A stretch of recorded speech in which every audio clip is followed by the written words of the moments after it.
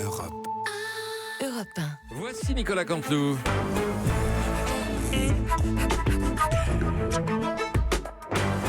C'est presque de l'info, c'est la revue de presse de Nicolas Canteloup. Hier, Emmanuel Macron a donc donné une grande interview chez Jean-Pierre Pernaut dans la petite ville de Berduy. Bonjour Emmanuel Macron. Oui, bonjour à toutes et à tous. C'est extrêmement commenté, j'en suis ravi. Ah, bonjour aux vieux et aux vieilles. Je vous parle tôt parce qu'à 20h vous êtes couchés. Oh oui, bon ben ça va, allez, enchaînez, on n'est pas sourd en plus. Oui, vous non, mais en tout cas, peut-être un peu plus. En tout cas, je suis rentré. Non, parce que Berduy, j'ai rien contre, mais j'étais, pour tout vous dire, en apnée pendant 4 heures. Et dire qu'il y a des gens qui vivent là-bas toute l'année. Oh, arrêtez. Pauvres gens. Finalement, vous êtes content d'être allé dans cette école? Écoutez, je le crois, c'était important pour, disons, essentiel pour... Bon, d'accord, oui, ça n'a servi à rien d'être dans une école. Réellement, si, ça m'a permis de me rendre compte que les enfants dessinaient extrêmement mal. Il faut donc valoriser en urgence les arts plastiques. Et oui, Mais le niveau, vous verriez le niveau des dessins. Oh, mais quand même, c'était joli tous ces dessins d'enfants autour de vous. Qu'est-ce que vous racontez? Alors, écoutez, en tout cas, c'était la première fois que je parlais d'attaques chimiques en Syrie et de Vladimir Poutine entouré de dessins de Monsieur Patate et de la Reine des Neiges. C'est vrai que ça faisait peut-être pas trop guerrier. Eh ben voilà, merci Monsieur le Président, à Je vous en bientôt. François Hollande est maintenant avec nous. Vous avez regardé l'interview de votre successeur, Monsieur Hollande? Oui, bonjour. Bonjour. Dites, attendez, avant Quoi de démarrer comme ça en trombe, vous auriez pu me poser des questions sur mon émission aux côtés de Patrick Cohen. Ah, hier soir, Hier soir, c'est à oui, vous. Ah oui. Au lieu de m'interroger directement sur le gamin, j'étais bon hier, hein, Patrick. Hein, Patrick? Tu permets que je t'appelle Patrick après la soirée que nous avons passée. Pas trop la gueule de bois, parce que moi j'ai mal aux cheveux. Hein. Pardon, mais il y a eu un after là? Il est resté après l'émission? Écoutez, je ne veux pas révéler de Alors dites-nous. secret, mais après l'émission, oui, on a fini dans un bistrot, un cravate autour de la tête, on a chanté du Sardou et du Anne Sylvestre, Patrick. Hein. La chemise ouverte. Oui, c'est mon brother aujourd'hui, Patrick. Merci de m'avoir laissé. En tout cas, j'étais très touché par ce geste. Merci de m'avoir laissé finir ton dessert, Patrick. Ah, vous êtes allé jusqu'au bout du dîner alors, si j'ai bien compris. tout à fait. Ah, parfait. On peut juste revenir un peu sur l'interview d'Emmanuel Macron, Monsieur Oui, Hollande? pardon, je m'égare. Écoutez, j'ai regardé attentivement cette interview. C'était étrange. J'ai cru que M. Pernaut allait lui demander de réciter une poésie. Mais vous savez, moi aussi, si j'avais voulu, j'aurais pu donner une interview dans une classe de maternelle. Oui, je me suis cabrol, j'avais largement le niveau, même CP, même CE1, facile, CM1. Bon, même, mais merci, je n'ai pas ça sera voulu. ça sera pas. Ah, je n'ai pas voulu, c'est reparti. Voilà. Merci, Monsieur Hollande. Il n'y a pas de quoi. Par contre, Patrick, mon pote, ne panique pas à la lecture des audiences demain matin. Les Français sont encore trop nostalgiques. Oui. Il est possible qu'ils aient éteint pudiquement la télé pour ne pas pleurer en pensant au bon vieux temps de mon quéquéda. On va voir ça à On 9h. va voir ça, les audiences, c'est aujourd'hui. T'es chaud? On confirme le karaoké pour ce soir. Oh là. Bon, écoutez, on va vous laisser. Hein. Merci, Monsieur Hollande. Et de votre côté, Jean-Pierre Pernaut, comment vous avez senti cette interview? Bonjour ma chère Julie. Bonjour. Eh bien, écoutez, je suis plus détendu aujourd'hui. Bonjour Patrick, bonjour à tous les artisans de la matinale. Merci de m'accueillir dans votre chaleureuse salle de classe. Écoutez, j'ai adoré, oui, cet exercice et je compte d'ailleurs le refaire. Alors sachez que, oui, tout à fait, puisque c'est un succès, sachez que je vais prochainement interviewer Vladimir Poutine dans une boucherie-charcuterie de Glaoui sous la Bedaine. Et je continuerai avec un solide entretien de Bachar el-Assad dans un PMU de Rognon-sur-Herpès. Une nouvelle manière d'envisager les interviews, vous l'avez compris, du renouveau dans les médias. Voilà, on voit ça. Écoutez, très bien. Merci Jean-Pierre Pernaut, bonne chance. Toujours à propos de l'interview d'Emmanuel Macron hier au JT TF1, Jean-Luc Mélenchon, qu'est-ce que vous en avez pensé? À ton avis?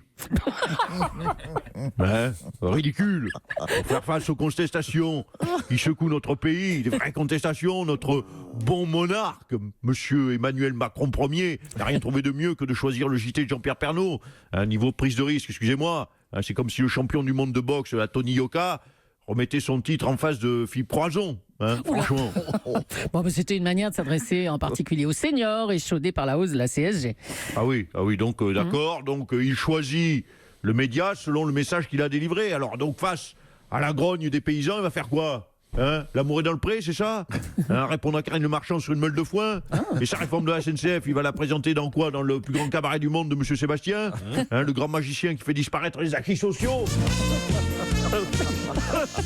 Ah, c'est génial, salut Juju, ouais, salut Patrick, salut à tous. Ouais, j'entends de Mélenchon, ouais, c'est une super idée. Alors mon Manu, mon Macron, mon Macrounet, si tu viens, je te mets une perruque de Paul Naref, tu chantes ton programme avec Jean-Marie Bigard, qui a mis la robe de Marilyn Monroe et qui danse ce Sirtaki. Il y aura un magicien allemand qui fera démarrer un train de la SNCF et on fera disparaître Martinez. C'est trop génial. Ah bon, on attend que ça, oui. Merci Patrick Sébastien. Allez, on en vient à Laetitia Hallyday qui a donné une longue interview dans Le Point, une interview de 14 pages. Laetitia, c'est très rare, hein, 14 pages dans Le Point. Oui, merci Julie. Je ne connaissais pas ce magazine People, Le Point. Je connaissais Gala, Voici, mais pas Le Point. J'ai 14 pages. C'est 9 pages de plus que la dernière interview d'Emmanuel Macron. Pourtant, c'est vrai que j'ai assez peu de solutions pour le chômage, pour la croissance. Sinon, je signale que Mamie Rock aura également 12 pages dans le journal financier Les Échos de Nicolas Barret. Oh là. Oui, bonjour Julie. Ah, Nicolas. Effectivement, Mamie Rock rejoint notre équipe. Ça fait plaisir d'avoir une grand-mère qui vous fait des câlins. Ça fait une présence féminine dans ma vie. 96 ans, mais c'est toujours ça. Pauvre Nicolas. Bon, alors, dans cette interview, Laetitia, vous déclarez: après qu'ils ont appris que leur père était malade, David a attendu 6 mois pour venir le voir et Laura 4. Mais je ne veux pas les juger, ils avaient sans doute leurs raisons. Voilà ce que vous dites. Hein. Oui, tu fais bien de répéter ma phrase. Je ne veux pas les juger, je leur tends la main, c'est ma famille, je les aime. Et s'ils aimaient pas tant que ça leur papa au point de s'en foutre qu'il soit malade, c'est pas grave, je ne les juge pas. Si David a dit oui bon, mon papa il lui reste 3 mois à vivre, mais je préfère aller à Ibiza, c'est pas grave, je les juge pas. On est en famille. Oui, ben ça y est, c'est bon, on a compris le message. Si Laetitia. Laura préfère les mojitos à son papa, Oui. c'est pas grave, je la juge pas, on est en famille. En tout cas, je les attends à bras ouverts, mais à portefeuille fermé. On a bien compris, merci Laetitia. On reste un petit peu dans le domaine de la musique. Céline Dion a annulé ses concerts de Las Vegas jusqu'à mi-avril, car elle doit se faire opérer de l'oreille. Bonjour Philippe Manœuvre. Ouais, salut Julie. Bah, tu m'étonnes qu'elle souffre de l'oreille, la pauvre. Elle a fait tous les concerts de Céline Dion. Ah, l'oreille, oui, c'est malin Philippe Manœuvre. Non, écoutez, c'est très sérieux, elle souffrirait d'autophonie. En gros, elle entendrait sa propre voix de façon anormalement forte. Ah ouais, non, attends, c'est pas une maladie, je m'adresse à Ah bon Céline. Ah bon. Je te rassure Céline, ça nous fait ça à tous en même temps.